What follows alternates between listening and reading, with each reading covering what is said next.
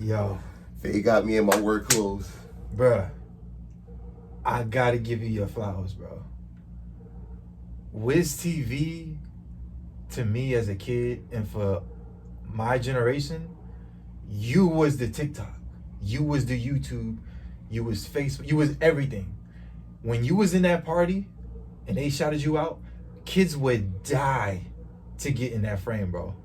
Because we would go to school. I remember I was raised in East Orange, New Jersey. I went to a private school called Maryston Bayonne. I wake up like 5 o'clock in the morning.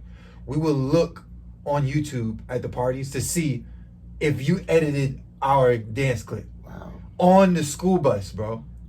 Wow. Like, you are a part of all of our childhood and the memories you have on your channel. People go back and they relive those moments, and you documented those. Timeless hours, timeless sacrifice.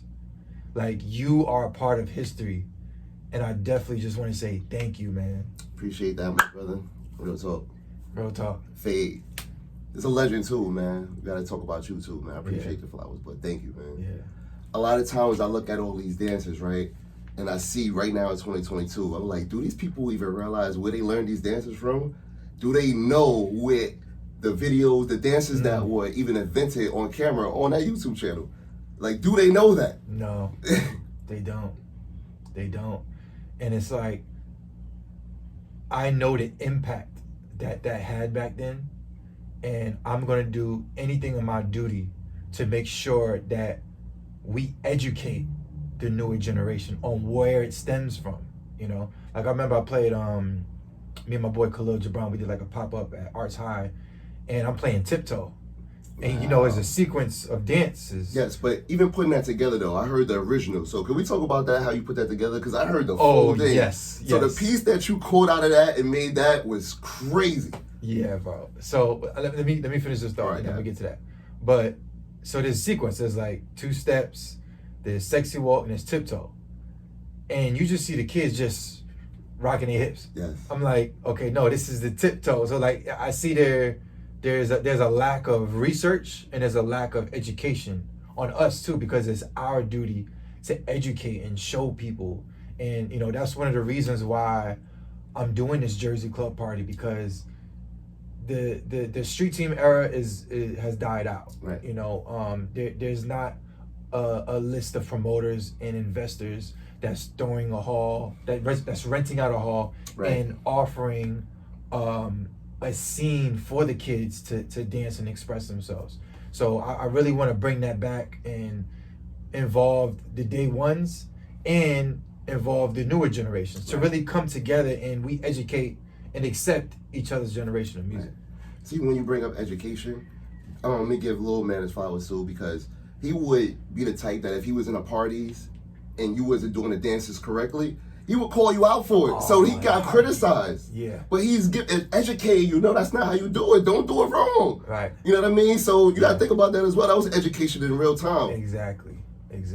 So now it's just people imitate what they see online, and there's no proper like breakdown of instruction and history and things like that. They just, Simon says, okay, I'm gonna do the dance. Right. But I think what we had was the education, the stage presence, Quill, go out there, Gary, or CTE, you know, so it was like this instructional thing that if you didn't know how to do the dances, you wasn't hot, you wasn't gonna get no girls. You know what's so funny?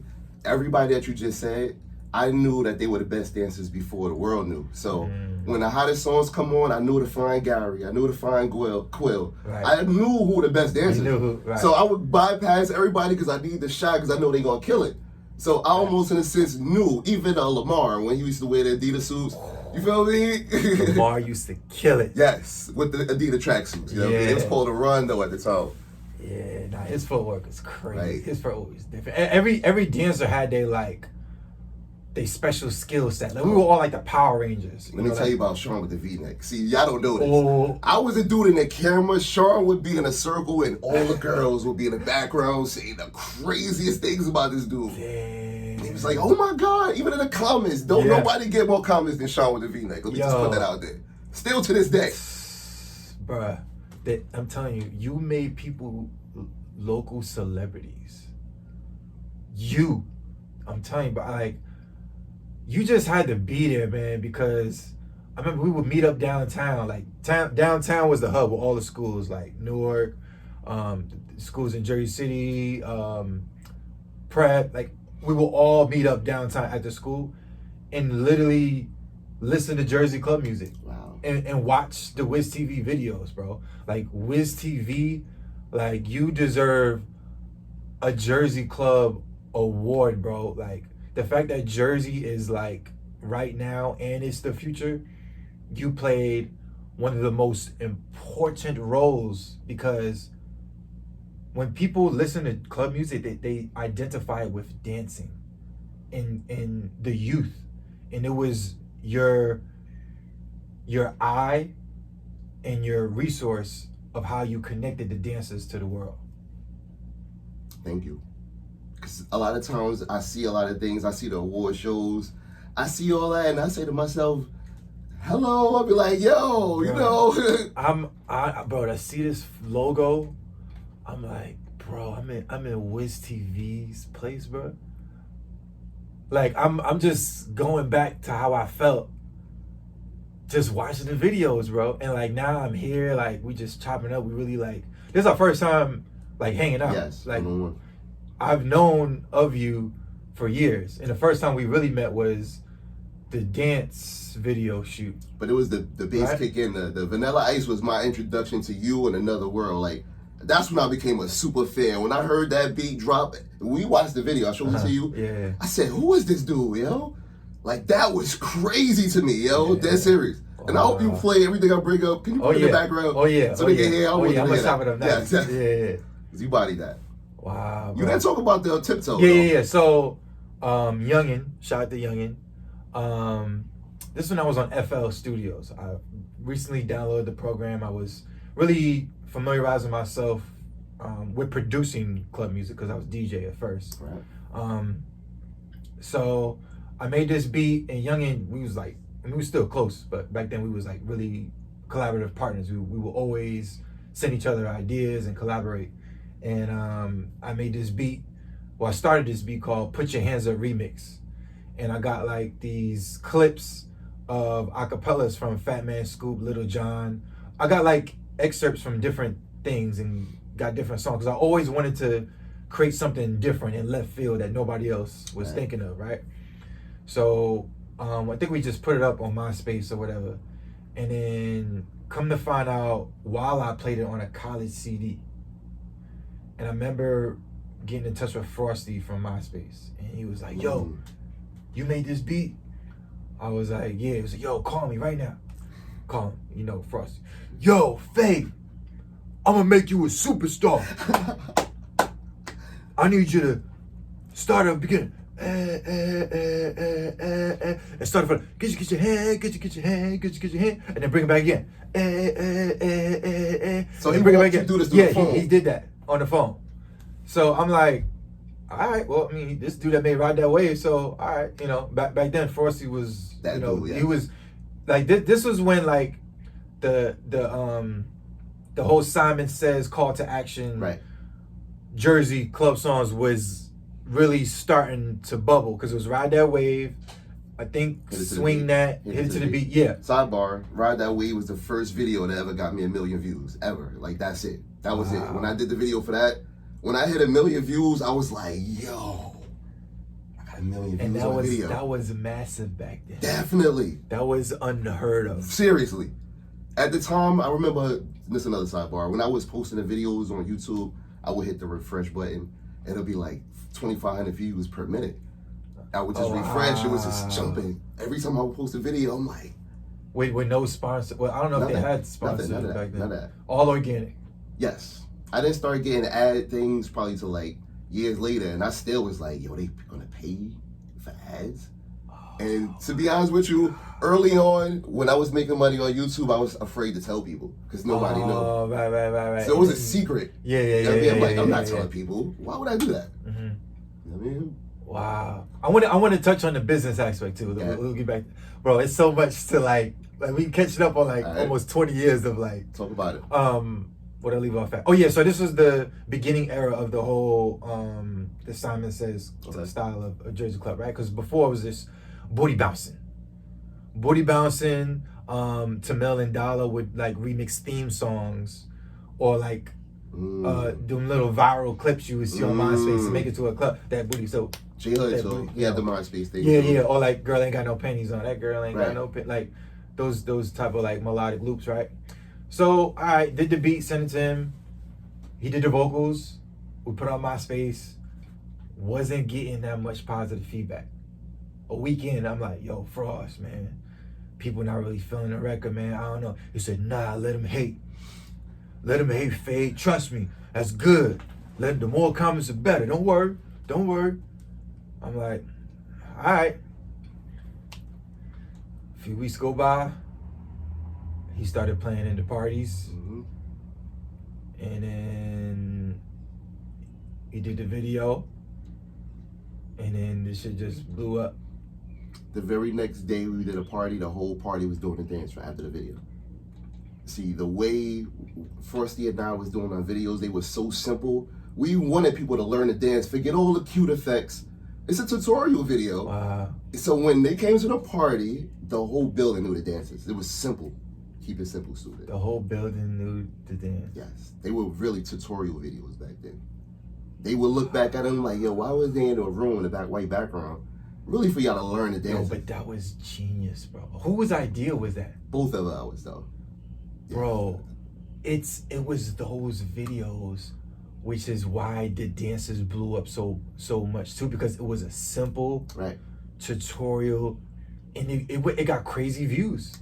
Right now today you can't learn the dances because the editors are doing so much tricks to show how good they are as an editor that the dances get lost in the video. You can't even follow the dances because it's all about making things look expensive, and you know this whole industry label quota, criteria they're trying to deliver for. That changed the game to me. That was the game changer for me. That's when I realized it was kind of the culture. There's no more chain dancing. Now it's more of self as individual, where opposed to back then when y'all was making the music, they were for the whole building to do the dance. Yeah. In sync. Wow. Man, I got so many questions, bro. Well, I want to talk about the Tiptoe real quick, because you was really outside. Yes. You know, Tiptoe was my first big record. I was young. I was like a teenager, so I wasn't even old enough to get into like the parties that Frosty would play at.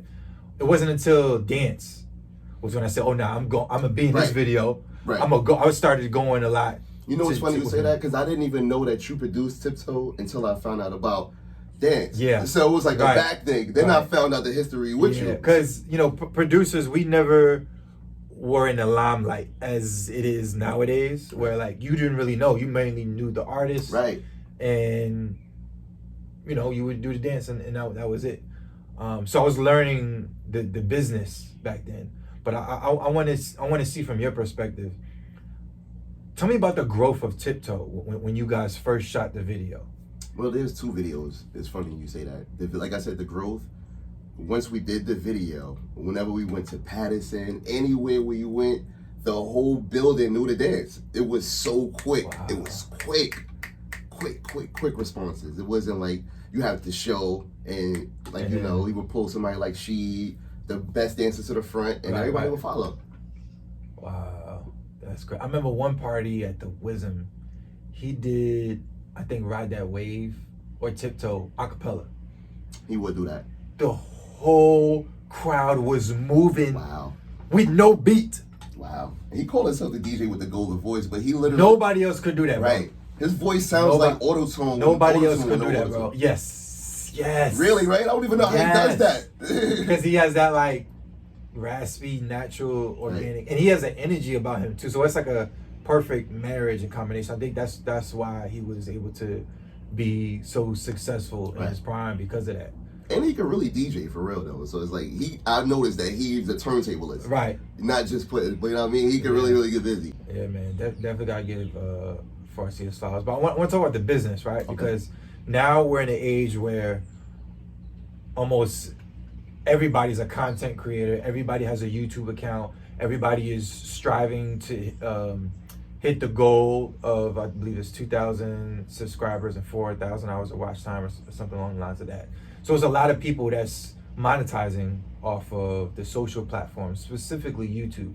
So I want to go back 10 years ago, when you were doing these big numbers. Were you monetizing at that time period? Later on, I realized yes. I can't remember what year, but yes. And there was a time when it was great. Like the money was great. Right. So I want to ask you. So if it's not too invasive, but I really love to really give people insight on the growth of YouTube as a platform, because you was the main guy.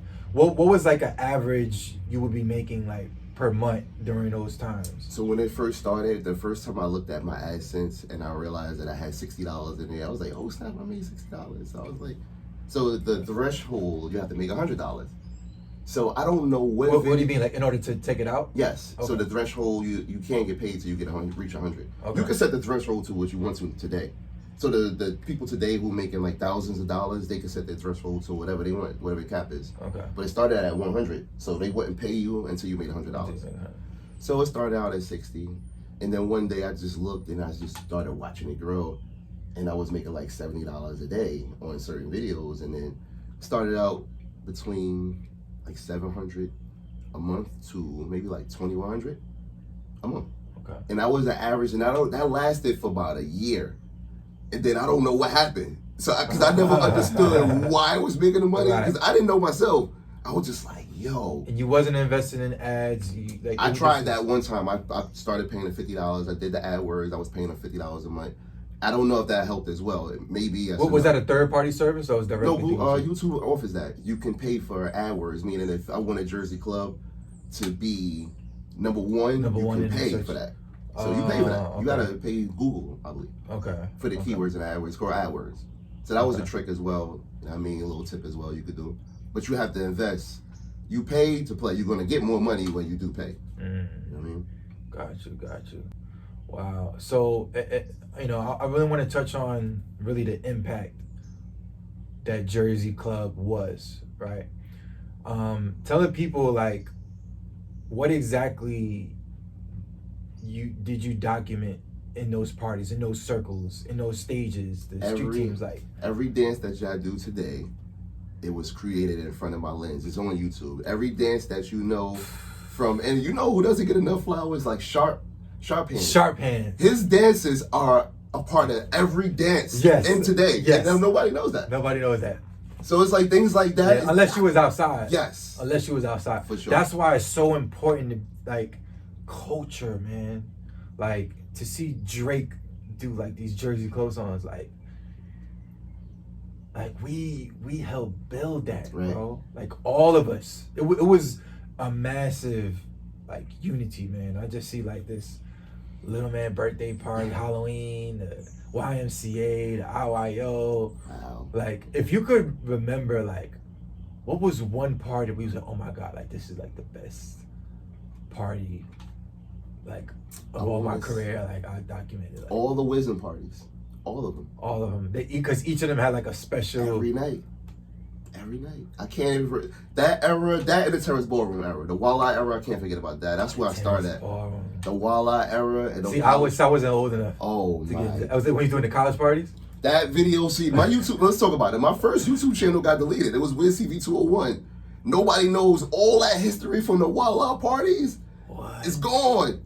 Because I got 3 flags since I being the worst. You didn't back up the I didn't know back then. Oh, you didn't know. So it was wild. You got people on the floor helping on the floor. Oh, man. All the stuff that you don't see today. The sex sets. Yo, we used to like. So I'm giving away the Chico. It used to be the warm up, right? So like the B and C level, like hip hop, the throwbacks, the early 2000s. Then it'd be like turn up. Hip hop, like the Meek Mills, the Lil Waynes. We sing word for word. Then the Jersey Club music for like an hour, 2 hours, like straight. Yes. Then the sex set is when you just close out the deal. You just pick. Filthy. Oh man, Filthy. Whatever girl you liked, or if you was a female you liked the guy, you pick him out, Right. And the sweat would be coming from the walls, bro. Respect, because if I was to put some of these videos, a lot of y'all moms and mothers, you know, what you did in college. Man, oh my word. Oh, man. Nah, the sex sets was like, because it was balanced. Like the DJs took us on a journey, you know, and that was like the formula, and it was perfect. Like, see, today the culture has changed because everybody's smoking hookahs and they have sections. And it's bottle service. Yes, nobody's dancing. Nobody's doing none of this. But I feel like YouTube helped you because that was a start of a new beginning. Oh my gosh, I can monetize Absolutely off of the videos of work I'm getting paid for. Absolutely. And it's passive income. What was some of like the challenges or hardships you had to overcome throughout your career? I want to say business, relationships. Never relationships. I just feel like the way the game started to change when I said I was doing the simple videos. When the other videographers would come in, they started making these videos these certain ways. I was like, I have to change the pattern in which I'm doing it because it looks like Wiz videos don't look like this. So now I had to start making them that way. And to me, it just got a little bit too commercial for me. Yeah, you know too Hollywood. Yes. Like glamour. I knew what the secret was, shooting them videos in a room and them learning. I knew it though. You knew it. Wow.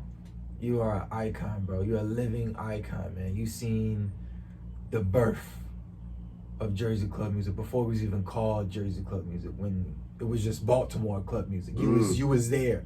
I know you was there. You was around, you know. So Appreciate man, it. I'm definitely looking forward to going to some unreleased footage and True. just the seeing, library, you know, I got the Bible, like the tapes that I have, I call it the Bible. It's like the whole history of every day. It's like 300, 400 tapes, DV tapes. Wow. So it's nothing that's digitized, but they're all on tapes. Okay. You know what I mean? Well, we about to go through them. You know, this is Wiztv, DJ Fade. Without doubt. Had to give my man his flowers, man. And yeah, man, got a bright future ahead of us, and My brother. to many more memories, and we're gonna keep pushing the Jersey club culture True forward. Indeed. True indeed.